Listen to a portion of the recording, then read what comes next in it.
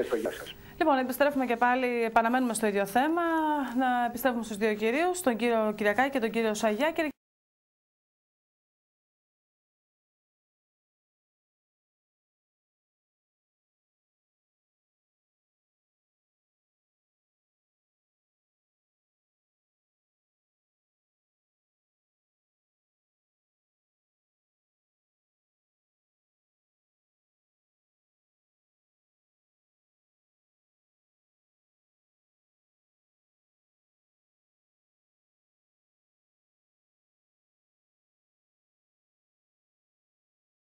Τους και οι άνθρωποι αναγκάζονται να μεταναστεύσουν, όπως σήμερα χιλιάδες νέοι που τελειώνουν τις σπουδές, χιλιάδες νέοι που τελειώνουν το Λύκειο δεν βρίσκουν πουθενά να ακουμπήσουν, πουθενά δουλειά και φεύγουν στο εξωτερικό, και αυτή η μεταναστευτική ροή θα αυξηθεί δραματικά. Στην ίδια κατάσταση λοιπόν θα βρεθούμε ενδεχομένως και εμείς, όπως είχαμε βρεθεί και στο παρελθόν.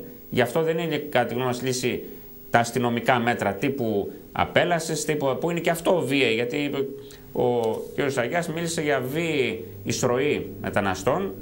Έτσι, κανείς δεν τους κάλεσε, κανείς δεν τους ζήτησε να έρθουν. Ήρθαν βιαίως και τους το επέτρεψαν οι πολιτικοί που κυβερνούν. Δεν έρχονται και από μόνοι τους με την. Τους επιτρέψαμε, κύριε Σαγιά, για να μπουν. Βεβαίως, και όχι μόνο τους επέτρεψαν, αλλά τους κάλεσαν κιόλας. Δεν τους θέλουμε. Λοιπόν, αλλά εξίσου βίαιη είναι και η απέλαση, είναι τα αστυνομικά μέτρα, τα γκέτο κτλ. Με τα οποία βέβαια διαφωνεί και το κόμμα. Βεβαίως, υπάρχουν συμφωνίες, αυτά ακόμη και διαφωνίες. Σαφώς, ναι. Αλλά νομίζω ότι είναι σε μια πολιτική η οποία θα παίρνει υπόψη ότι καταρχήν είναι άνθρωποι, ότι έχουν ανάγκες και όπως είπε βέβαια να δούμε και τις διαφορετικές ανάγκες, αλλά σίγουρα όχι όμως τις βίαιες ενέργειες τύπου απελάσεων ή αστυνομικών μέτρων, φρούρηση των συνόρων, όλα αυτά τα σειρματοπλέγματα. Δηλαδή, όπως είπε και ο κύριος Κοή, καταντήσουμε την Ελλάδα. Εντάξει, Auschwitz. Ναι, Γκουαντάναμο το είπε, αλλά και εγώ θα πω, να μου επιτρέψετε να πω σε αυτό, να μην την καταντήσουμε Καμπούλ. Ακούστε, πραγματικά υπάρχουν άνθρωποι που φεύγουν από τις χώρες τους. Γιατί ας μην ξεχνούμε ότι στο Αφγανιστάν και οι κομμουνιστές εισέβαλαν παλιότερα η Ένωση Σοβιετικών Σοσιαλιστικών Δημοκρατιών και αργότερα η καπιταλιστική εκδοχή της, οι Ηνωμένες Πολιτείες. Και όλοι αυτοί βέβαια για να επιβάλλουν τη δημοκρατία, τον ανθρωπισμό σε αυτές τις χώρες. Γνωρίζουμε όμως ότι έρχονται κατά χιλιάδες. Οφείλουμε να δώσουμε συγκεκριμένους αριθμούς για να καταλαβαίνουν οι τηλεθεατές μας τι λέμε. Εκτιμάται, γιατί δεν έχουν ακριβή αριθμό ούτε στη Βουλή των Ελλήνων, εκτιμάται ότι στην Ελλάδα εισέρχονται 150.000 ετησίως λαθρέα στην Ελλάδα, και λαθρέοι άνθρωποι, λαθρέα είσοδο, κανονικότατοι ταλαιπωρημένοι άνθρωποι. Για να δούμε. Λένε αυτοί που συλλαμβάνονται ότι καταβάλουν περίπου 5 έως 10.000 ευρώ ο καθένας στους δουλέμπορους. Πρώτα απ' όλα πρέπει να τσακίσουμε τους δουλέμπορους, ασχέτως αν είναι Έλληνες ή οποιαδήποτε άλλη ράτσα. Τέλος αυτό. Ξεκάθαρο. Ο παράνομος θα χτυπηθεί. Δεύτερο, εγώ θα κάνω και ένα ερώτημα. Αν μου επιτρέψετε μόνο να κλείσω αυτή τη σκέψη.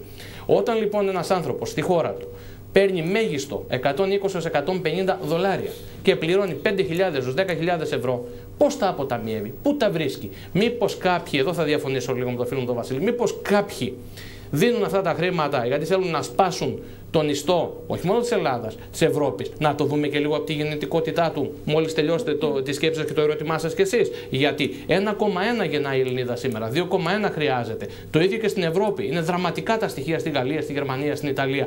Μήπως αυτό εντόπισαν και λένε ελάτε, είναι ευκαιρία και να αλλοιώσουμε την Ευρώπη και να τη μουσουλμανοποιήσουμε? Τα συγκριτικά στοιχεία είναι σκληρά και θα σας τα πω στη συνέχεια. Δηλαδή, θέλετε να πείτε ότι οι σκληροί μουσουλμάνοι κυρίως, οι Σιήτες, μπορούν να δημιουργήσουν και εθνικό θέμα? Θεωρώ ότι και οι Σουνίτες και οι Σιήτες, αν και έχουν αρκετές διαφορές μεταξύ τους, δεν είναι δηλαδή όλοι οι οπαδοί του Ισλάμ τρομοκράτες. Τυχαίνει όμως πλήστοι όσοι τρομοκράτες να είναι οπαδοί του Ισλάμ, όχι όλοι. Υπό αυτή την έννοια γνωρίζουμε ότι μέσα σε αυτούς τους θύλακες υπάρχουν άνθρωποι. Οι κεντρικοί διαβλοί, οι κεντρικές τηλεοράσεις αποφεύγουν να δείξουν αυτές τις εικόνες, αλλά στο διαδίκτυο βλέπουμε εντυπωσιακά πράγματα, τα οποία επιμελώς κρύβουν κάποιοι οι οποίοι δίνουν τις ειδήσεις στα μεγάλα μέσα ενημερώσεως κεντρικά. Βέβαια, αυτοί που κρύβουν τις ειδήσεις είναι αυτοί που συμπτωματικά πάνε στις εκδηλώσεις της λέσχης Bilderberg, που συμπτωματικά βρίσκονται στα καθοδηγητικά όργανα μαζί με τους πολιτικούς που ζητάνε την ψήφο μας. Για να δούμε λοιπόν, τελικά είναι τόσο τυχαίο να έχουμε στην Ελλάδα 2 εκατομμύρια στα 11? 2 εκατομμύρια στα 11, το ξαναρωτώ. Είναι τυχαίο? Εσείς, κύριε Κυριακάκη, τι λέτε γι' αυτό? Κοιτάξτε, εμείς είπαμε πρέπει να επικεντρώσουμε στα αίτια. Έτσι, και τα αίτια είναι σύνθετα, είναι κυρίως πολιτικά.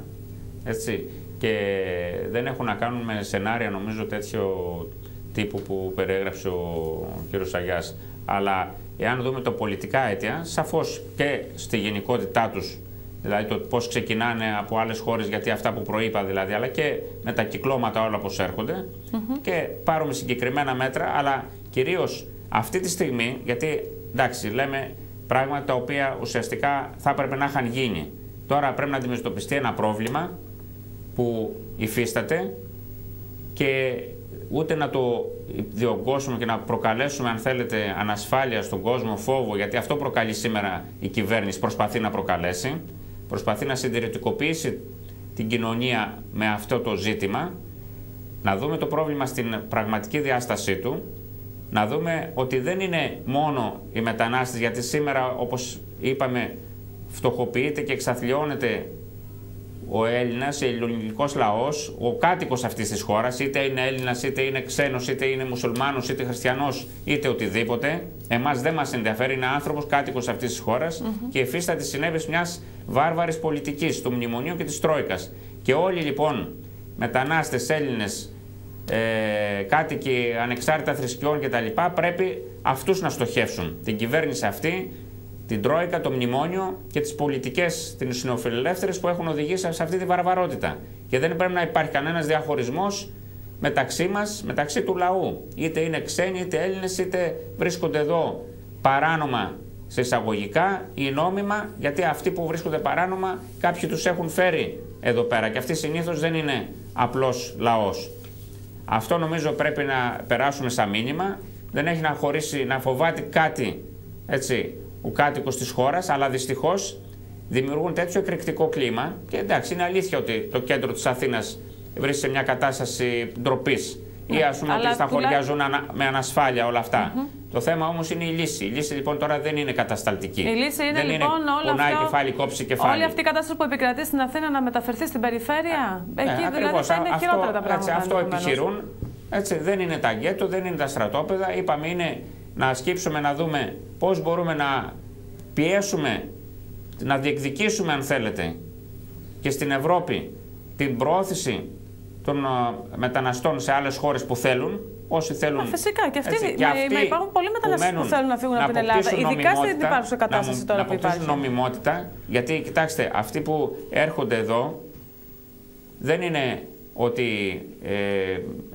εντάξει, υπόκειται σε εκμετάλλευση, όπως ξέρουμε. Υπόκειται σε υγειονομική ανασφάλεια.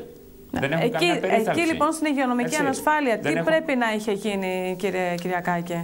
Κοιτάξτε, αυτό περνάει μέσα από την νομιμοποίηση. Δηλαδή, αν ένα μεγάλο μέρος από τον κόσμο αυτό, αφού επαναλαμβάνω, είχαμε τη δυνατότητα να προωθήσουμε σε άλλες χώρες αυτούς τους ανθρώπους που θέλουν να πάνε.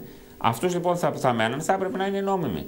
Να έχουν χαρτιά, να πληρώνουν μέσα από τη δουλειά τους εισφορά, να συνεισφέρουν και αυτοί οι εργοδότες τους στα ασφαλιστικά ταμεία. Κάτι που δεν είχε γίνει ποτέ. Ακριβώς, να έχουν την υγειονομική τους περίθαλψη και να μην κινδυνεύουν οι ίδιοι και άλλοι συνάνθρωποι από τις διάφορες παθήσεις που όταν ένας άνθρωπος, είτε μετανάστης είτε Έλληνας κάτοικος της χώρας, δεν έχει ασφάλιση, και το βλέπουμε όπως σας είπα σήμερα, γιατί 30% πληθυσμού είναι ασφάλιστο, έχει οπωσδήποτε πρόβλημα κάλυψης υγειονομικής.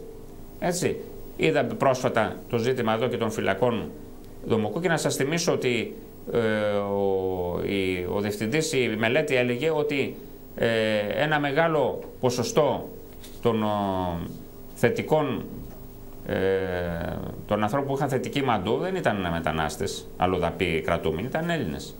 Λοιπόν, άρα λοιπόν δεν θέλω να συνδεθεί σε καμιά περίπτωση αυτό που επιχειρεί σήμερα να κάνει η κυβέρνηση και ειδικά ο κύριος Λοβέρδος, ο ανεκδίκητος υπουργός, που θέλει να φορτώσει στη ράχη των μεταναστών το υγειονομικό πρόβλημα που έχει δημιουργήσει ο ίδιος και η κυβέρνησή του. Αυτό το θέμα φυσικά και δεν φτάνει με λαθρομετανάστες και μετανάστες. Ναι, αλλά βλέπετε ότι παίζουν με αυτό το ζήτημα, μας μιλάνε για ορολογιακές βόμβες κτλ. Προχτές ο κύριος Λοβέρδος βγήκε ότι αυτοί κολλάνε όλη την ελληνική οικογένεια με το AIDS και όλα αυτά τα πράγματα. Έτσι, τα οποία σας λέω ότι έχουν βάση τη στιγμή που οι άνθρωποι αυτοί δεν έχουν την υγειονομική περίθαλψη, αλλά όμως μιλάμε για τη στιγμή που ο ίδιος ο υπουργός, η ίδια κυβέρνηση δεν φρόντισαν. Έχει οδηγήσει στην εξαθλίωση, στην κατάρρευση το εθνικό σύστημα υγείας, έτσι, και δεν υπάρχουν υπηρεσίες να προσφερθούν σε αυτούς τους ανθρώπους. Όπως και σε άλλους κατοίκους της χώρας. Κύριε Σαγιά. Εγώ σε αυτά θέλω να σας πω κάποια συγκεκριμένα στοιχεία. Θα μιλώ συνεχώς με στοιχεία, γιατί είναι σημαντικό οι πάντες που μας ακούν να βγάλουν από πάνω τους τις κομματικές παροπίδες και να σκεφτούν ελεύθερα. Σε μια μελέτη του καθηγητού του κυρίου Θεόδωρου Κατσανέβα, και είναι γνωστό ότι ο κύριος Θεόδωρος Κατσανέβας ανήκει σε ένα συγκεκριμένο πολιτικό χώρο, έχει το θάρρος να λέει και να γράφει ότι στην Ελλάδα οι μουσουλμάνες γεννούν κατά μέσο όρο 5 παιδιά. Η Ελληνίδα γεννά λιγότερο από 1, λέει. Εγώ πριν ανέφερα 1,1. Ο κύριος καθηγητής αναφέρει λιγότερο από 1. Αυτό σημαίνει ότι σε περίπου 10 χρόνια, με αυτό το ρυθμό γεννήσεων των ανθρώπων που ήδη υπάρχουν, μετά από εκείνους τους αθλίους νόμους που έφτιαξαν πριν χρόνια, όπου ουσιαστικά τι είπαν, φέρτε και τους άλλους εδώ στην Ελλάδα, τι καλά περνάμε, δηλαδή ερασιτεχνισμοί στην πολιτική, εγκληματικοί ερασιτεχνισμοί βάρος της πατρίδας μας, θα είμαστε, όπως το είπατε πολύ σωστά, μειονότητα στη ίδια μας την πατρίδα, δηλαδή θα κατοικούν 4 με 5 εκατομμύρια νέοι άνθρωποι, μουσουλμάνοι, αλλογενείς, αλλοδαποί, την ίδια ώρα που οι Έλληνες ελληνογενείς θα είναι 8 με 9 εκατομμύρια γερασμένοι άνθρωποι. Να πάρουμε και αυτά, σε αυτό θα συμφωνήσω με τον συνομιλητή μου, την πολιτική κατάσταση για την οποία αυτοί ευθύνονται εδώ και 30 τόσα χρόνια, η οποία έβαλε τον κόσμο τόσο χαμηλά στο βιωτικό του επίπεδο και στην ποιότητα ζωής του, ώστε να μην έχει όρεξη να κάνει παιδιά γιατί φοβάται και δεν ξέρει πώς θα τα μεγαλώσει. Και μέσα σε αυτό έχουμε ένα απίστευτα κακό παζλ, απίστευτες κακές ψηφίδες μιας Ελλάδας η οποία πάβει να είναι Ελλάδα. Αυτό είναι το ένα. Αυτό μπορεί να το εκμεταλλευτεί η Τουρκία τώρα όσον αφορά το μουσουλμανικό στοιχείο? Όχι απλά μπορεί να το εκμεταλλευτεί, το εκμεταλλεύεται ήδη. Θυμίζω πρώτα απ' όλα τη δήλωση του Οζάλ, ο οποίος έλεγε: δεν θα κάνουμε πόλεμο με την Ελλάδα, θα στείλουμε μερικά εκατομμύρια Τούρκους μουσουλμάνους και θα τελειώσει. Και είχε σχέση και με την Ευρωπαϊκή Ένωση. Δηλαδή, γι' αυτό και εκεί είμαι ευρωσκεπτικιστής ιδιαίτερος. Να σας δώσω μόνο, μου επιτρέπετε, και μια δήλωση του Καντάφη πριν πεθάνει. Είπε ο άνθρωπος: έχω σημάδια, είπε στο λαό του, ότι θα νικήσουμε και στην Ευρώπη και σε όλο τον κόσμο και δεν θα χρειαστούν τα σπαθιά και τα τουφέκια και ο πόλεμος. Είχε σημάδια διότι έβλεπε την αλλίωση του πληθυσμού σε όλες τις χώρες της Ευρώπης. Σας είπα και τα δραματικά στοιχεία της Ελλάδος.